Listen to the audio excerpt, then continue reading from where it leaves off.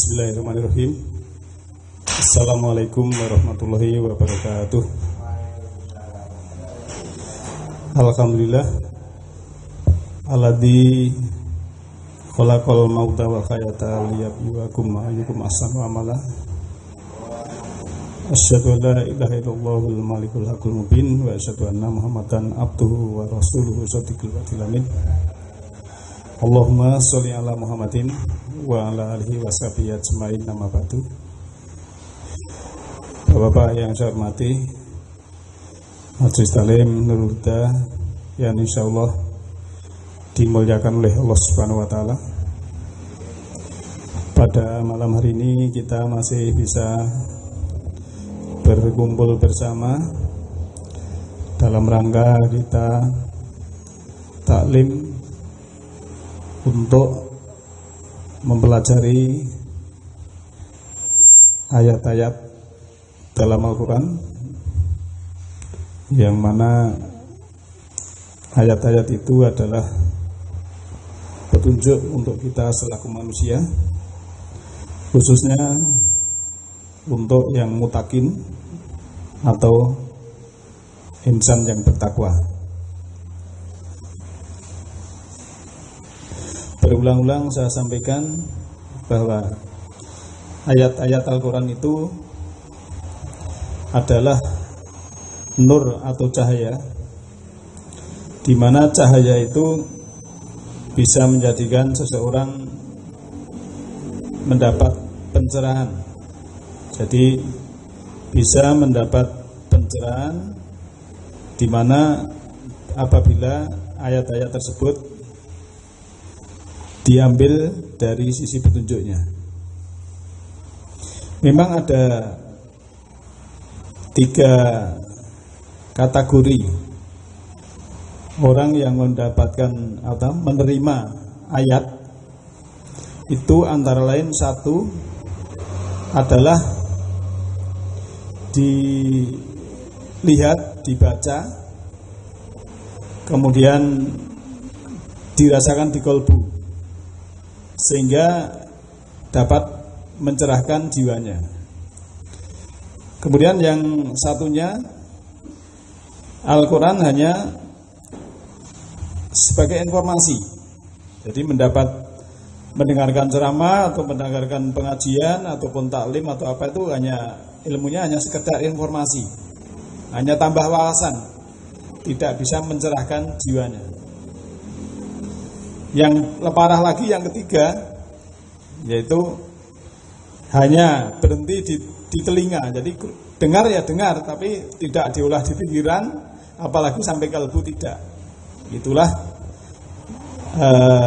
orang yang menerima ayat atau petunjuk itu sebenarnya tinggal kita masuk yang mana. Mudah-mudahan kita masuk yang menerima, kita baca, kita tafakuri, kemudian kita pikirkan, kita olah di kolbu, kita rasakan benar yang mana, yang salah yang mana, petunjuk yang mana, dan akhirnya akan ada dampak bagi jiwa kita, yaitu namanya pencerahan. Nah, disinilah orang yang mendapat pencerahan, karena Al-Quran itu nur, cahaya, kemudian dia mendapat pencerahan, akhirnya yang namanya cerah itu adalah bersih, jiwanya bersih, kemudian dia akan merubah gaya hidupnya. Jadi umpamanya saya gambarkan, hidup di dunia ini seperti pengembara. Ya, karena seperti pengembara dan sebentar, itu istilahnya ya kita mencari bekal sebanyak-banyaknya di dalam pengembaraan itu, kemudian nanti finish kita di mana. Yang namanya kenikmatan itu bukan di perjalanan, Pak, tapi kenikmatan itu nanti setelah kita finish. Itu namanya dapat pencerahan dari ayat bahwa dunia ini sementara. Kemudian semua ayat Al-Quran banyak yang mengatakan bahwa fahsya, mungkar, maksiat itu yang kalau dikerjakan sama saja tekan kontrak rumah di neraka. Nah, bagi orang yang tidak dapat pencerahan, ya itu sekedar informasi saja. Tapi bagi orang yang mendapat pencerahan, oh iya ya, Kalau kita melakukan maksiat sama dengan kita kontrak, teken, tanda tangan sebuah tempat nanti di neraka. Makanya kalau di sini sudah demikian ya kita tidak bisa apa-apa kalau sudah begitu. Maka dari itu kita harus punya kesadaran bahwa kita ini nanti ada pencerahan. Bapak Ibu sekalian, tema kita sebenarnya masih tentang alam semesta. Namun kemarin ada pertanyaan dari Mbak Darmi, berhubung ini hadir, ini saya jawab sekalian ya. Tapi ayatnya mari kita buka yang dulu itu, nanti sebelum kita lanjutnya ini kita sampaikan dulu biar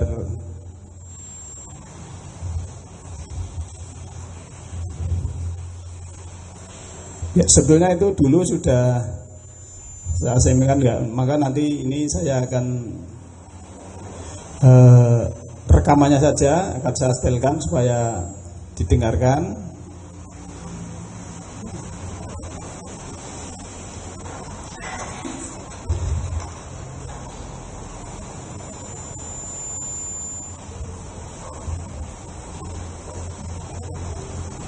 Tentang syafaat.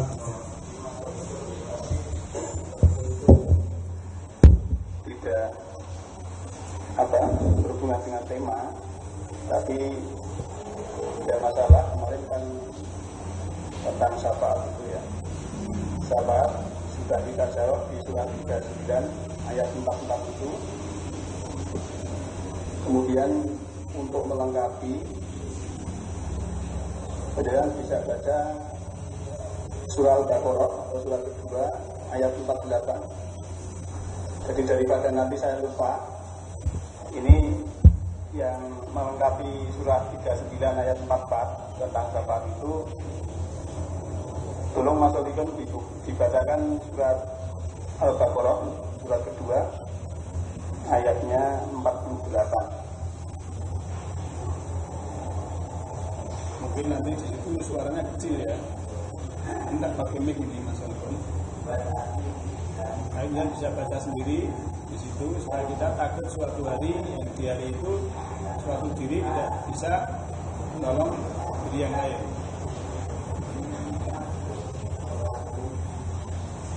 Ini kejadian ini setelah hari kiamat. Jadi setelah alam ini dihancurkan, dicipta ulang, kemudian manusia dibangkitkan.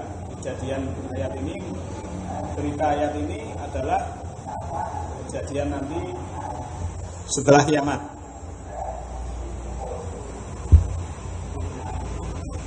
Tapi kita cermati, nanti keterangannya mungkin bisa didengar walaupun pelan. Al-Baqarah ayat 48.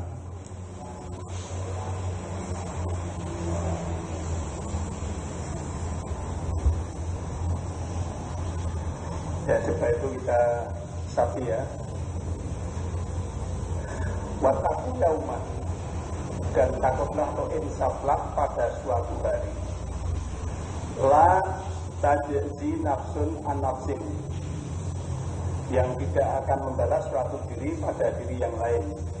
Syai'ah sedikitpun, wala yuqbalu minha syafa'atun, dan tidak diterima minha daripadanya syafa'ah atau pertolongan. Wala yu'khadhu minha madlun, dan tidak diambil minha daripadanya adil adalah keadilan. Walahum yusarun, dan mereka tidak ditolong. Di sini yang berkorelasi dengan surah Al-Zumar surat ke-9 ayat 44 adalah la tajzi nafsun an nafsin syai'a wala yuqbalu minha syafa'atun. Wala, dan tidak, yuqbalu, dia menerima minha daripadanya syafa'atun, syafa'at. Jadi kalau yang 39-34 kemarin itu kan surah Al-Zumar 39 ya, ayatnya 44 kemarin. Untuk melengkapi yang ini, jawabannya yang kemarin ini, yang Al-Baqarah ini hanya melengkapi. Kemarin kan apa itu, Nabi suruh mengatakan kul, katakanlah. Kita buka lagi 3944. Lillahi syafa'atu jami'ah. Kepunyaan Allah syafaat itu semuanya. Jadi yang punya syafaat itu hanya Allah. Ayat ini dulu yang menyampaikan adalah lisan Nabi Muhammad. Perlu dilihat cermati. Ayat ini dulu yang menyampaikan lisan Nabi Muhammad. Jadi Nabi Muhammad selaku penerima wahyu dulu itu menyampaikan ini, dan Nabi disuruh berkata kul, disuruh berkata pada umatnya, suruh mengatakan bahwa katakanlah syafaat itu hanya untuk Allah semuanya. Kalau diberi tanda kurung sebetulnya ya saya tidak punya, maksudnya begitu kalau diberi tanda kurung ini kan. Ini karena yang jelas Nabi sudah mengatakan billahi syafa'atu jami'ah. Lahu mulkus samawati wal ardh. Sumaillahi bijam. Ini sebetulnya menekankan supaya kita itu berusaha sendiri, Pak, tidak menjadi wong liya. Contoh saya gambarkan begini ya. Ini saya kalau kita mungkin selaku orang tua, kebetulan ini kita punya anak, ya bukan kita ya, orang lain mungkin ya orang muslim, beriman, bertakwa, kemudian mempunyai anak, itu anaknya ada yang non muslim, ada yang muslim dan ada yang non muslim. Jadi dia umpamanya kalau meninggal, ini orang meninggal ya, kemudian ini punya anak, yang satu muslim, kemudian yang satu non muslim. Nah, karena ini orang muslim ya, minggu rebutan adalah kena sing non muslim, yang kono di haleluya umpamanya. Walaupun di sini di haleluya dia meninggal, tidak dikafani, tidak dimandikan, tidak disolatkan, tapi ditandani dia satu apa? Ini tidak merubah amalnya dia. Dia ini tetap masuk ke surga. Bisa dipahami ya? Jadi kalau orang muslim taat betul, pertamanya sudah baik, amalnya yang baik sudah banyak, dalam arti sudah istilahnya sudah tingkat surga aja. Walaupun meninggalnya itu diupeni cara non muslim, itu dia ya tetap sudah masuk surga. Tapi sebaliknya, ini ada mayat tidak punya amal, ya Islamnya mungkin bersahadat luwes, ya tidak punya amal sekali. Nanti kalau dibilang itu dibilang oke, LSMU apinya 0,1 kan gitu. Ini walaupun anaknya ini muslim, kemudian di cara Islam disalati, dikafani, bahkan diundangke wong sak kota Madinah pada masa untuk mendoakan ini. Ya tetap ini tetap neraka, tidak bisa. Itu diri sendiri itu yang punya begitu. Jadi istilahnya orang itu pernah bencana alam, banyak mati semua, kemudian orang ngupeni. Tapi kalau amal sudah baik, itu ya tidak masalah. Jadi intinya sebetulnya ajaran Islam itu menekankan pribadi kita masing-masing itu suruh beramal yang sebaik-baiknya. Nah, biasanya Pak, kan orang itu, wah itu hari perhitungan nak sombeng, saya kan di kesempatan soalnya kan gitu kan, ya ngerti umur itu wah. Nah, sebetulnya hari perhitungan itu sudah dimulai dari sekarang ini. Jadi kita kan nanti kan hitung cara gampangannya, wong arep ngitung panenan, itu mulai saat ini ngitung ini, ya itu sudah dimulai perhitungannya sebetulnya. Nanti kalau mau panen kok tidak, nah ini ngitung ini sebenarnya tidak. Jadi sekarang ini sudah dihitungannya kita hati-hati. Kalau mau melangkah yang jahat, sudah dihitung loh, ini harus begitu. Sekarang ini kita sudah diberikan tantangan.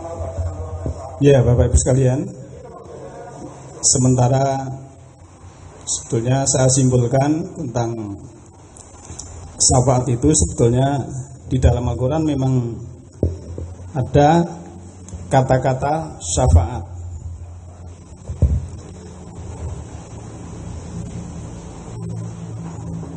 Kata syafaat ini terjadinya di mana? Ini kan kemarin, sebentar ya, saya bukakan ini aja, soalnya situ tulisannya. Saya akan lihatkan data supaya kita lebih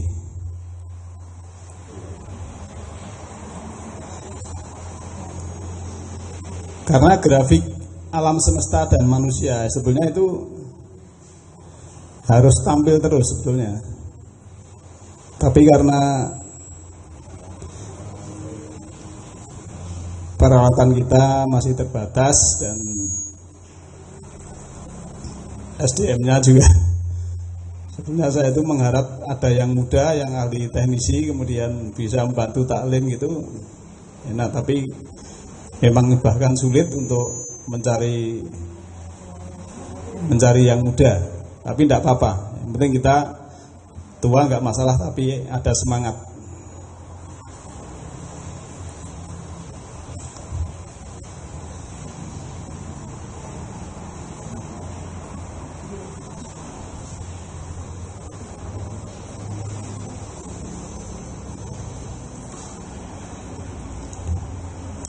Kita lihat grafik di sini. Nah, seperti kemarin ya, saya ambilkan contoh tentang jannah. Ini kita dulu manusia gitu. Ini kita ya, ini manusia. Ini kelihatan guys di situ guys. Ini manusia. Mati ke satu dulu kita belum ada. Sebelum jadi janin kita tidak tahu ini di mana ya. Nanti mati ke satu. Sekarang ini kita sudah lahir, hidup ke satu di dunia ini. Sekarang ini ayatnya jelas. Kemudian nanti kita manusia meninggal. Nah, setelah mati disinilah prosesnya. Kan kita ngajinya belum sampai di sini ya, baru di sini. Nah, ini ayatnya belum. Kemudian nanti ya, ini mandekse kita mati. Kembali dari Jakartaya sini. Jakartaya dulu nggak ada. Kemudian Jakartaya ini ya tidak ada. Kemudian dicipta kejadian kemarin, ini ayat-ayatnya kemarin sudah kita kaji. Nah, nanti Jakartaya ini akan dihancurkan, namanya sa'ah, ayatnya ini antara lain 7187, 627 dan sebagainya. Nah, setelah itu nanti Jakartaya dicipta ulang, ini ayatnya ya. Setelah cipta ulang, yang namanya Jakartaya itu juga ada planet-planet, ada ini dan sebagainya ya. Kalau nanti kalian akan lihat yang namanya Samsun, matahari itu nanti sebagai nar ya, itu kan api. Jadi kalau saya mengartikan Quran itu, nar itu tidak neraka sebenarnya, api. Jadi big fire, api yang besar. Nah, ini Jakarta sudah dicipta ulang, nanti menjadi surga dan neraka.